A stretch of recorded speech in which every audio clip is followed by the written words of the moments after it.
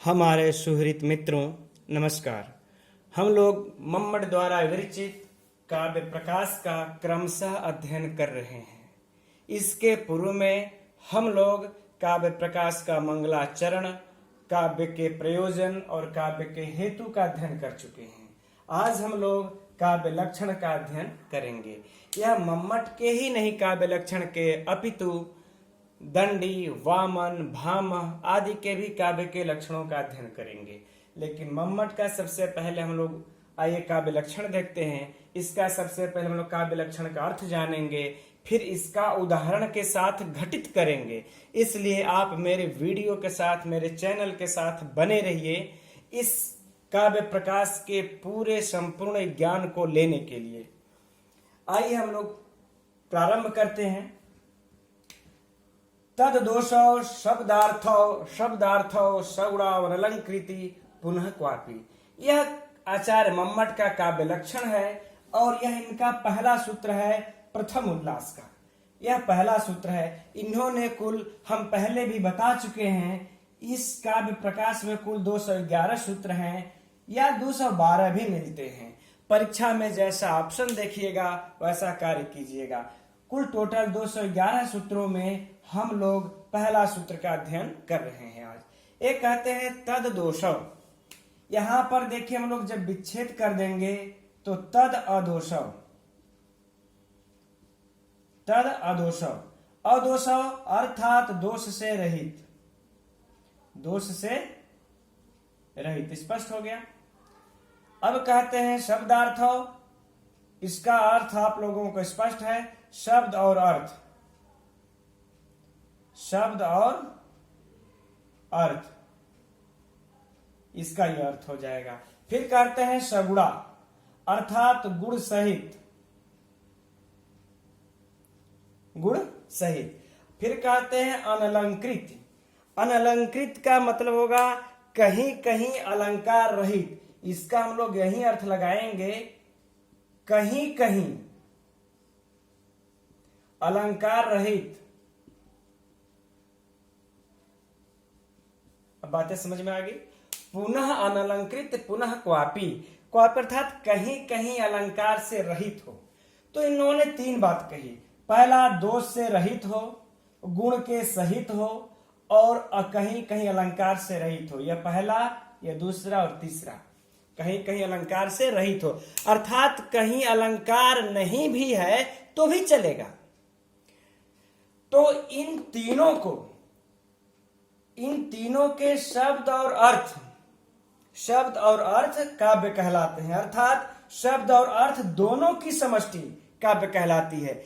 मम्मटाचार्य का यह है, वह केवल शब्द को काव्य नहीं मानते, ना ही केवल अर्थ को काव्य मानते हैं। वो कहते हैं कि शब्द और अर्थ, वे शब्द और अर्थ काव्य कहे जाते हैं। कौन शब्द और अर्थ काव्य कहे जाते हैं? जो दोष से रहित हों, गुण के सहित हों और कहीं कहीं अलंकार नहीं है तो भी चलेगा। कहीं कहीं अगर अलंकार से रहित है तो भी वह काव्य कहे जाते हैं। ठीक, फिर से देख लीजिए।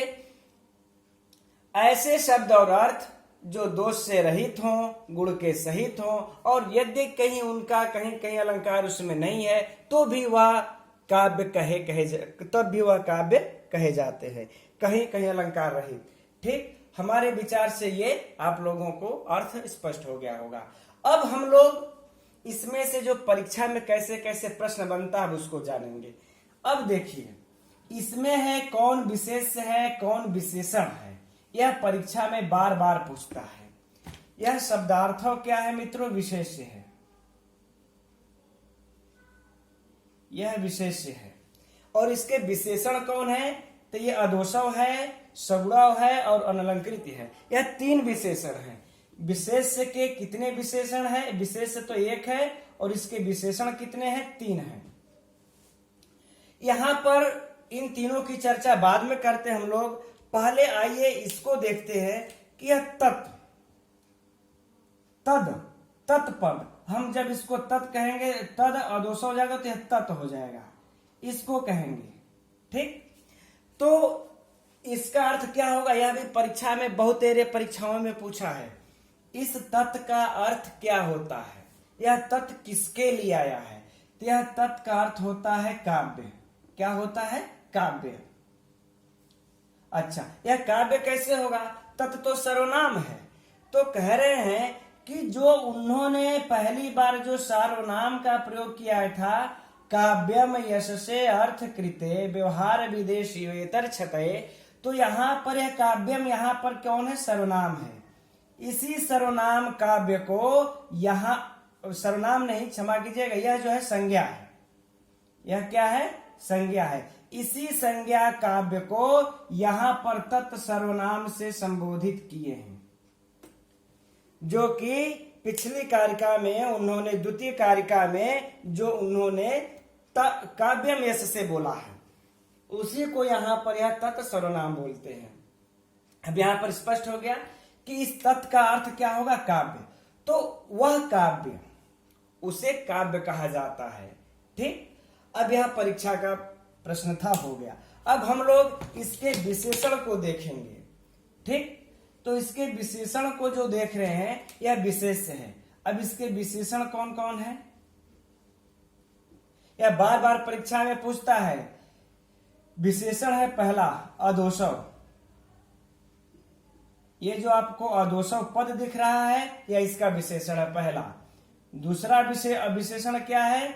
सगुणव। विशेषण किसको कहते हैं? आप लोग तो जानते ही होंगे।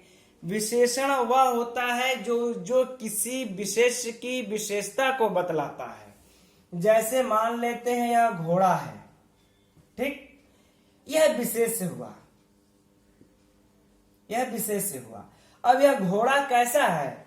लाल है, ठीक है, कि काला है, कि सफेद है, कैसा है? यह इसकी विशेषता हो गई। क्या हो गई? विशेषता। उसी तरीके से कमल, यह विशेष हुआ। वह नील कमल है कि श्वेत कमल है कि रक्त कमल है, वह रक्त, नील, श्वेत उसकी विशेषता हो जाएगी। इसी प्रकार से यहाँ पर जो हम शब्दार्थव दिख रहा है हमको, यह विशेष है। यह शब्दार्थव क्या है? विशेष है। अब इसके विशेषण कौन है? यह शब्द और अर्थ कैसा होना चाहिए? यह शब्द और अर्थ कैसा होना चाहिए? कह रहे अदोषव, उसमें कोई दोष नहीं होना चाहिए शब्द और अर्थ में।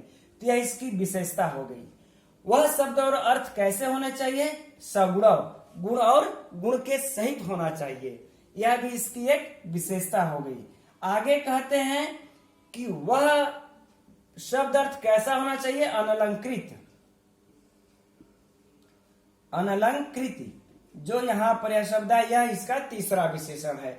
यह बार बार परीक्षा में कई बार पूछता है मित्रों कि शब्दार्थों के कितने विशेषण हैं? तो 3 विशेषण हैं। या ये पूछ देता है तीनों लिख करके। अब घुमा फिरा के कैसे भी प्रश्न कर सकता है, ये उसके ऊपर है। बस आप लोग इतना याद रखिए कि शब्दार्थों विशेष्य है, अदोषव, सगुणव और अनलंकृत यह विशेषण है। और इसमें से जो एक प्रश्न और पूछता है, जिसको भी हम बोले आप, क्योंकि तद का अर्थ क्या होगा? तद का अर्थ अदोषव। तद अदोषव, तद का अर्थ काव्य है। तद का अर्थ काव्य है। तो हमारे विचार से मित्रों जो इसमें से प्रश्न आते हैं उस पर हम लोगों ने चर्चा कर लिया। अब इसको हम लोग जो यह कह रहे हैं कि ऐसे शब्दार्थ जिसमें अदोष हो और गुण के साथ हो और अनलंकृति, अगर उसमें कहीं कहीं अलंकार रहित भी हैं और उसमें रस आदि नजर आता है, दिखाई पड़ता है, तो भी वह काव्य है। तो इसका एक उदाहरण देते हैं हम लोग। उस उदाहरण को पहले आइए देख लेते हैं। तो पहले मैं उदाहरण को लिख लेता हूं मित्रों। यह अब उदाहरण देते हैं ममताचार्य कि यह कौमार हरह स एव ही वरस्ता एव चैत्र छपास्ते चोन्मीलित मालती शुरभयः प्रौढ़ा कदम्बा नीला।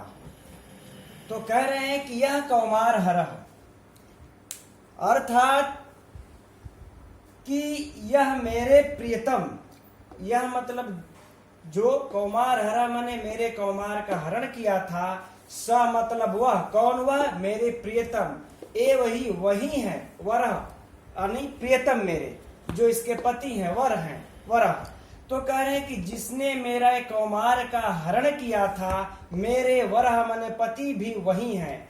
और एव चैत्र छपास्ते, और एक चैत्र, और यह चैत्र की छपास्ते माने रात्रि, और यह चैत्र की रात्रि भी वही है।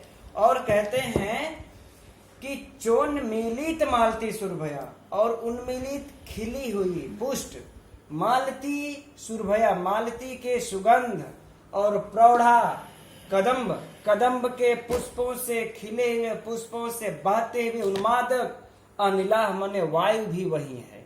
ठीक, फिर से देख लेते हैं। कह रही है यह कौमार हरा स एव ही वरसता, मेरे वही पति देव हैं जिन्होंने मेरे कौमार का हरण किया था। एव चैत्र छपास्ते, और यह चैत्र की रात्रि भी वही है। चोन्मीलित मालती सुरभया, और यह मालती पुष्प के, मालती जो लता होती है उन्मीलित खिली हुई मालती के सुगंध, और प्रौढ़ कदम्ब से उन्मादित करने वाली अनिला मने हवाएं भी वही हैं। साचैवास्मि, और मैं भी वही हूं। तथापि तत्र, फिर भी, अब देखिए तत्र, इसको छोड़ के यहां से अर्थ समझते हैं। तत्र वहां रेवा रोधसी, रेवा नदी, रेवा का अर्थ क्या होता है परीक्षा में भी पूछता है। रेवा का अर्थ क्या होता है? नर्मदा। करे नर्मदा रोधस मैंने तट पर, तट के किनारे, नर्मदा नदी के तट के किनारे, तट पर वेतस माने वेतस के, वेतस, वेतस नाम का तरु माने वृक्ष, उस वृक्ष के तले अर्थात नीचे। तो रेवा नर्मदा नदी के तट पर वेतसी वृक्ष के नीचे क्या? सूरत व्यापार लीला, सूरत व्यापार लीला विधो मतलब संपादन करने के लिए, सूरत का यानी समागम करने के लिए, रति क्रीड़ा करने के लिए, चेतः मने मेरा हृदय समुत्कंठते मतलब उत्कंठित हो रहा है। लेकिन आज मेरा यह हृदय इस रेवा नदी के तट पर वेतसी वृक्ष के नीचे सूरत व्यापार करने के लिए, समागम करने के लिए, मिलने के लिए मेरा मन उत्कंठित हो रहा है। अब सोचिए यहाँ पर नायिका कह रही है, फिर से इसके अर्थ को एक बार समझ लेते हैं कि मेरे यह कौमार हरा सएव ही वरसता, मेरे पति देव भी वही हैं जिन्होंने मेरे कौमार का हरण किया था। और चैत्र छपास्ते, और यह चैत्र की रात्रि भी वही है। और चोन्मीलित मालती सुरभया, कहने का मतलब है कि खिली हुई मालती पुष्प की सुगंध, और प्रौढ़ा कदम्बा, और प्रौढ़ कदम्ब की उन्मादित अनिला मने हवाएं जो बह रही हैं, ये भी वही हवाएं हैं जिसका कि हम लोग पहले कई बार अपने पति के साथ उपभोग कर चुके हैं। लेकिन अच्छा आगे, साचैवास में, और मैं भी वही हूँ। तथापि तत्र, फिर भी वहां, कहाँ? जो रेवा नदी के तट पर, नर्मदा नदी के तट पर वेतसी वृक्ष के नीचे जो सूरत व्यापार करने के लिए, जबकि हम लोग वहां पर कई बार सूरत व्यापार कर चुके हैं, जहां अनेक बार पति देव के साथ मैं संभोग कर चुकी हूं, लेकिन फिर भी उस वेतसी वृक्ष के नीचे चेतः मने मेरा हृदय, मन समुत्कंठते मने उत्कंठित हो रहा है। लीला विधव मने मिलने के लिए, संपन्न करने के लिए। यहाँ पर देखिए, यह जो उदाहरण देने का तात्पर्य है मम्मट के, कि इस पूरे उदाहरण में देखिए कोई भी अलंकार नहीं है, कोई भी अलंकार नहीं है। लेकिन फिर भी क्या यह काव्य नहीं है? यह काव्य है।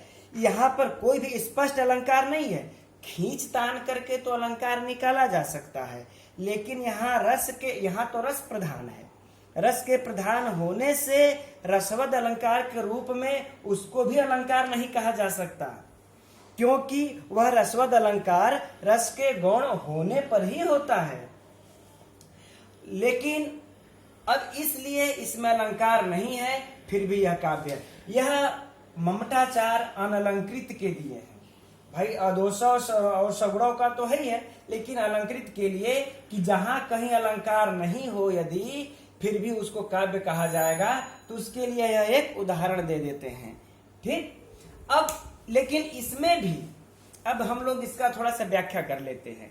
इसमें भी जब साहित्य दर्पणकार, जब विश्वनाथ जी आते हैं, तो इनका जबरदस्त खंडन करते हैं। आप लोग जानते हैं कि मम्मट के इस काव्य लक्षण का साहित्य दर्पणकार ने जबरदस्त खंडन किया है, और इतना खंडन कर दिया है कि आपको भी पैसा प्रतीत होगा कि यहाँ पे उनका खंडन करना उचित नहीं था। तो अब उनके इस उदाहरण का खंडन करते हुए कहते हैं कि अलंकार तो इसमें है ही है। अलंकार क्यों नहीं है? इसमें वह एक दो अलंकार को मानते हैं। एक तो कहते हैं विभावना है, एक तो कहते हैं विशेषोक्ति है।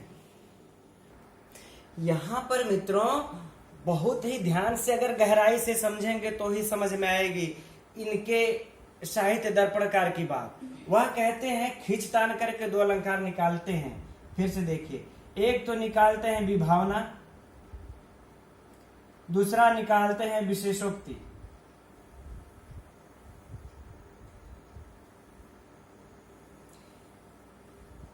यह दो अलंकार वह खींचतान के निकाल देते हैं। अब हम लोग पहले इन दोनों अलंकारों को जान लेते हैं कि यह दो अलंकार कहते क्या है। विभावना वह कहता है कि कारण जहां बिना कारण के ही कार्य का वर्णन हो। देख लीजिए, बिना कारण के कार्य का वर्णन, अर्थात कहने का भाव यह है कि कारण नहीं है फिर भी कार्य हो रहा है। ऐसे जगह पे जहां वर्णन किया जाता है उसको विभावना कहते हैं। और विशेषोक्ति किसको कहते हैं? विशेषोक्ति जस्ट इसका विपरीत होता है, उल्टा होता है। कहते हैं कारण के होने पर भी। जब हम लोग अलंकार पढ़ेंगे तब इसकी हम लोग सारे अलंकारों की विस्तृत चर्चा हम लोग कर लेंगे। कारण के होने पर भी कार्य की उत्पत्ति नहीं होती, कार्य की उत्पत्ति नहीं होती, कार्य की उत्पत्ति नहीं होती, वहां पर विशेषोक्ति अलंकार होता है। अब देखिए इसको इसमें कैसे विश्वनाथ आनंद घटा करके साहित्य दर्पणकार अलंकार निकाल रहे हैं घिचतान करके, बिना कारण के ही। तो इनके कहने का भाव यह है कि साहित्य दर्पणकार का कहना यह है कि यहाँ उत्कंठा रूप कार्य का वर्णन किया गया है। जो यहाँ पर उत्कंठा हो रही है, इसी उत्कंठा रूप कार्य का वर्णन किया गया है कि उसको यह उत्कंठा क्या हुआ? कार्य हुआ। यह उत्कंठा रूप कार्य का वर्णन किया जा रहा है। लेकिन उत्कंठा तो तब होती है कि जब कोई नई चीजें हो, जब कोई नई चीज हो। अपने से समझिएगा, उत्कंठा तो तब होती है जब कोई नई चीजें हो। लेकिन यहाँ तो ये जितने भी सभी वस्तुएं हैं, नायिका कह रही है पहले सैकड़ों बार भोगी हुई है, पहले सैकड़ों बार भोगी हुई है। यह वह कह रही है मेरे वही पति हैं जिन्होंने कौमार का हरण किया, वही चैत्र की रात्रि है, वही मालती की सुगंध है, वही कदम्ब की उन्मादित करने वाले हवाएं बह रही हैं, और मैं भी वही हूं। तो सारी चीजें तो उपभुक्त हैं, अर्थात कोई नई चीजें है नहीं। जब कोई नई चीजें नहीं है तो कोई कारण भी नहीं है। कोई कारण नहीं है तो बिना कारण के ही कार्य की उत्पत्ति हो रही है, अर्थात वह नायिका उत्कंठित हो रही है। वह नायिका उत्कंठित हो रही है, जबकि कारण होना चाहिए था उत्कंठित होने का कि कोई नई चीजें होनी चाहिए थी। लेकिन बिना नई चीजों के ही कारण के ही कार्य की उत्पत्ति हो रही है। इसलिए साहित्य दर्पणकार कहते हैं कि बिना कारण के ही कार्य का वर्णन हो रहा है, यहाँ पर कार्य की उत्पत्ति हो रही है। इसलिए यह कौन सा अलंकार होगा? इसमें विभावना अलंकार होगा। अब विशेषोक्ति कैसे निकालते हैं? विशेषोक्ति का भी समझ लीजिए, यह इसका ठीक उल्टा होता है। कारण के होने पर भी कार्य की उत्पत्ति नहीं होती। कारण तो रहेगा लेकिन कार्य की उत्पत्ति नहीं होगी। उसको समझते हैं।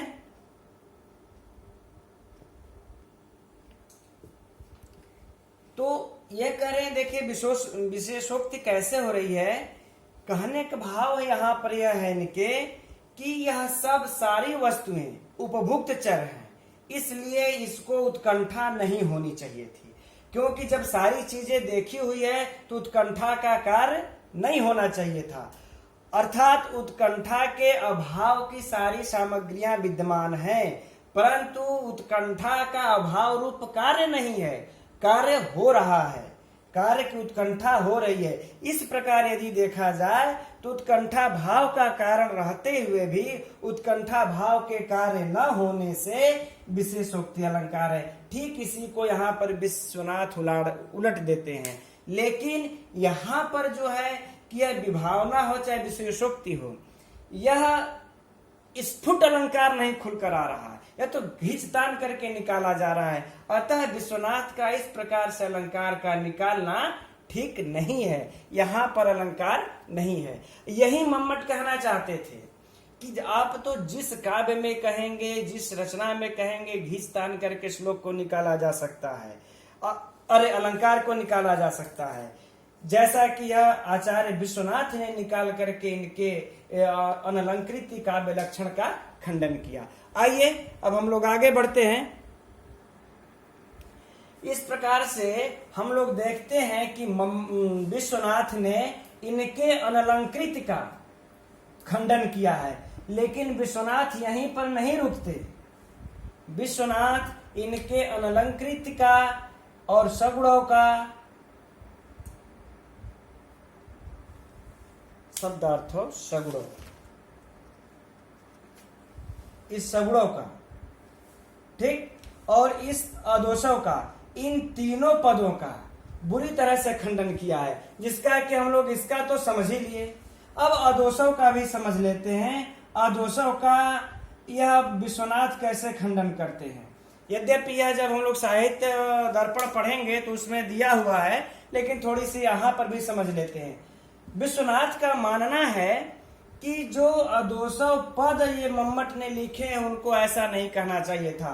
अदोषौ का दोष से रहित, दोष से रहित करें कि ऐसा कोई काव्य नहीं हो ऐसा कोई रचना नहीं है, ऐसा कोई ग्रंथ नहीं है जो कि दोष से रहित हो। अर्थात सारे काव्यों में, कोई रचनाओं में कोई न कोई दोष होता ही है। तो इस दृष्टि से उसको काव्य कहा ही नहीं जा सकता, क्योंकि थोड़ा बहुत दोष से रहित मिलना किसी भी रचना का असंभव है। और जब उसमें कहीं न कहीं थोड़ा बहुत भी दोष है तो उससे काव्य नहीं कहा जाएगा। तो अर्थात जितनी भी रचनाएं अब तक हुई हैं उसमें कोई काव्य नहीं है। तो ऐसा इनका कहना भी, विश्वनाथ का कहना भी गलत है, क्योंकि विश्वनाथ स्वयं कहते हैं कीटानुविद्ध रत्नादि साधारण काव्यता दुष्टेष्वपि मता यत्र रसाद्यनुगमः स्फुट। अर्थात कि अगर कोई हीरा है, इसमें से इतना अगर कोई कीड़ा खा जाएगा, इस हीरे को यदि इतना कोई कीड़ा खा जाए तो बाकी जो शेष बचता है वह हीरा ही रहेगा। उसको हम, जबकि इतना इसमें दोष आ गया, इतना दोष आने के बावजूद भी शेष भाग को हम हीरा ही कहेंगे, रत्न ही कहेंगे। उसे हम रत्न को छोड़ करके कुछ अलग नहीं कहेंगे। यही कहना था मम्मट का। यदि मान लेते हैं यह हमारा काव्य है, इसमें अगर थोड़ा सा इतना सा दोष अगर आ भी गया तो इस दोष से हम उसको इग्नोर कर देंगे, उसको पर ध्यान नहीं देंगे, बाकी तो काव्य हम कह सकते हैं, थोड़े दोष आ जाने से नहीं होगा। मम्मट के कहने का भाव यह था, लेकिन विश्वनाथ ने उसका बुरी तरह से खंडन किया कि दोष से रहित तो कोई काव्य हो ही नहीं सकते। तो सही बात है, दोष से रहित कुछ न कुछ तो दोष होगा, तो थोड़े बहुत दोष होंगे तो उससे कोई तात्पर्य नहीं है, फिर भी वह काव्य रहेगा। जैसे यह रत्न आदि होते हैं कि कीड़ा थोड़ा सा लग जाए तो वह रत्न ही रहते हैं। अब आगे देखते हैं कि यह सगुणों का पद का कैसे खंडन किए हैं। विश्वनाथ आनंद ने इनके यह जो सगुण का खंडन किए, अर्थात गुण के साथ, अर्थात गुण के साथ यानी गुण सहित हो, गुण सहित। इसके लिए वह कहते हैं विश्वनाथ इनका खंडन करते हुए, जो सगुणों जो पद है, यह जो सगुणों इनका जो पद है, विश्वनाथ खंडन करते हुए कहते कि गुण तो रस के धर्म होते हैं। यह परीक्षा का भी प्रश्न है, देखिए बहुत है। गुण तो रस के धर्म होते हैं, रस के धर्म होते हैं, यह परीक्षा में पूछ चुका है। किसके गुण किसके धर्म होते हैं? रस के धर्म होते हैं। वे शब्द या अर्थ के नहीं होते, वे शब्द या अर्थ के धर्म नहीं होते। अब आप लोगों का परीक्षा में आ जाए गुण किसके धर्म होते हैं? रस, शब्द, अर्थ, इस प्रकार से आ जाए तो साहित्य दर्पणकार कहते हैं यह गुण किसके धर्म होते हैं? रस के। इस शब्द और अर्थ के तो धर्म होते ही नहीं, इसलिए शब्द या अर्थ में नहीं रह सकते। यह गुण जो है शब्द या अर्थ में नहीं रह सकते। और आप कह दे रहे हैं, विश्वनाथ का कहना है कि और आप कह दे रहे हैं कि सगुणो यानी गुण के सहित, गुण सहित जो शब्द अर्थ हो, जबकि गुण शब्द अर्थ में तो रहते ही नहीं, वो तो रस में रहते हैं। इनका ऐसा बोल करके विश्वनाथ ने खंडन किया। लेकिन इनका यह भी कहना उचित नहीं है, इनका कहना इस प्रकार से बिल्कुल भी उचित नहीं है। विश्वनाथ तो यह भी नहीं मानते कि जो यह शब्दार्थों का विशेषण जो सगुणों को बनाया है यह बिल्कुल उचित नहीं है। सगुणों शब्दार्थों को विशेषण हो ही नहीं सकता। लेकिन और ऐसा बोल करके विश्वनाथ खंडन कर दिए। लेकिन शायद विश्वनाथ समझ रहे थे कि जो ममताचार्य हैं वह कोई साधारण विद्यार्थी थे, लेकिन यह उनकी भूल थी। उन्होंने स्वयं कहा है आगे चल करके गुण वृत्तिया पुरस्तेषां वृत्ति शब्दार्थी और मता, अर्थात जो रस हैं यह गौण रूप से शब्द और अर्थ के धर्म होते हैं, शब्द अर्थ के धर्म होते हैं। लेकिन किस रूप में होते हैं? गौण रूप में होते हैं। रस जो है, रस शब्द और अर्थ के धर्म होते हैं, ठीक, लेकिन कैसे होते हैं? गौण रूप में होते हैं। यह इसलिए शब्दार्थों सगुणों का विशेष होना स्वाभाविक है। इसलिए इन्होंने सगुणों के लिए, शब्दार्थों के लिए सगुणों विशेषण इस पद का प्रयोग किया। लेकिन साहित्य दर्पणकार इनका जबरदस्त इन्होंने यह इस प्रकार से खंडन किया। इसमें से भी आपके परीक्षा के जो हमने बताया जो प्रश्न बनते हैं इसको भी याद रखिएगा। अब आगे बढ़ते हम लोग। अब आगे मित्रों मम्मट के बाद हम लोग भामा का काव्य लक्षण पढ़ लेते हैं। भामा काव्य लक्षण करते हुए लिखते हैं शब्दार्थ सहित काव्यम। यह काव्य लक्षण किए हैं, यह लक्षण जितना ही प्राचीन है उतना ही संक्षिप्त है। उन्होंने शब्द और अशब्द और अर्थ दोनों के सहभाव को काव्य माना है। शब्द और अर्थ दोनों के सहभाव को काव्य माना है। वे सहभाव सहित शब्द का क्या अर्थ लेते हैं इसकी व्याख्या भी उन्होंने नहीं की है। लेकिन जैसे मम्मट ने शब्दार्थों को काव्य का लक्षण शब्द और अर्थ दोनों को मानते हैं, एक किसी एक शब्द को या किसी एक अर्थ को काव्य का लक्षण नहीं मानते, उसी प्रकार से भामा भी शब्द को और अर्थ को भी काव्य का लक्षण दोनों को मानते हैं। यह भी परीक्षा में पूछता है, इसे भी याद रखेंगे हम लोग। यह दंडी का काव्य लक्षण है शरीरम तावत दिष्टार्थ व्यवच्छिन्ना पदावली। यह कहते हैं इष्ट अर्थात मनोरम हृदय आह्लादक अर्थ से युक्त जो पदावली है उसमें शब्द समूह अर्थात शब्द और अर्थ दोनों मिल करके तावत का शरीरम तावत उस काव्य का शरीर है। इस प्रकार भामा हो चाहे दंडी हो, यह दोनों लोग मिल करके काव्य के शरीर तथा अलंकारों के ही चिंता करते हैं। ठीक, इन लोगों ने काव्य की आत्मा पर विचार ये लोग नहीं करते हैं। खैर हम लोग आगे भी अन्य विद्वानों के काव्य लक्षण को देखते हैं। मित्रों इसी प्रकार से विश्वनाथ ने जो काव्य लक्षण दिया है वाक्यम रसात्मकम काव्यम यह दिया है। यह रसात्मक वाक्य को ही काव्य मानते हैं। कुंतक ने जो दिया है शब्दार्थ सहित वक्र कवि व्यापार शालिनी।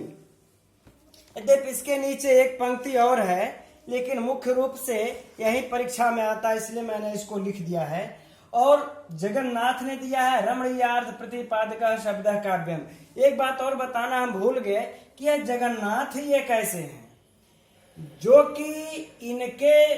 जो कि सिर्फ शब्द को, इनका कहना यह है कि सिर्फ केवल शब्द में ही काव्यत्व रहता है। ध्यान दीजिएगा, परीक्षा का बहुत महत्वपूर्ण प्रश्न है।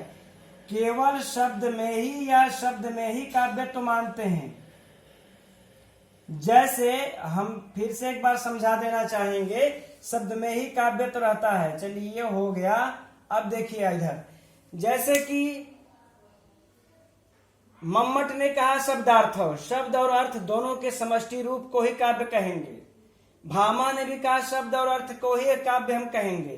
कुंतक ने भी शब्दार्थों को सपोर्ट किया है, शब्द अर्थ दोनों को इन्होंने काव्य माना है।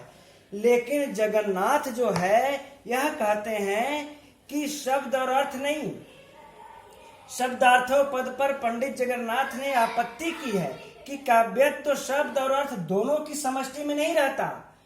यह शब्द हुआ और यह अर्थ हुआ, कह रहे हैं कि इन दोनों की समष्टि में काव्य नहीं रहता। और ऐसा भी नहीं है कि शब्द को भी काव्य कहेंगे, अर्थ को भी काव्य कहेंगे। उनके कहने का भाव है कि सिर्फ हम शब्द को ही काव्य कहते हैं, अर्थ तो कोई मायने रखता ही नहीं।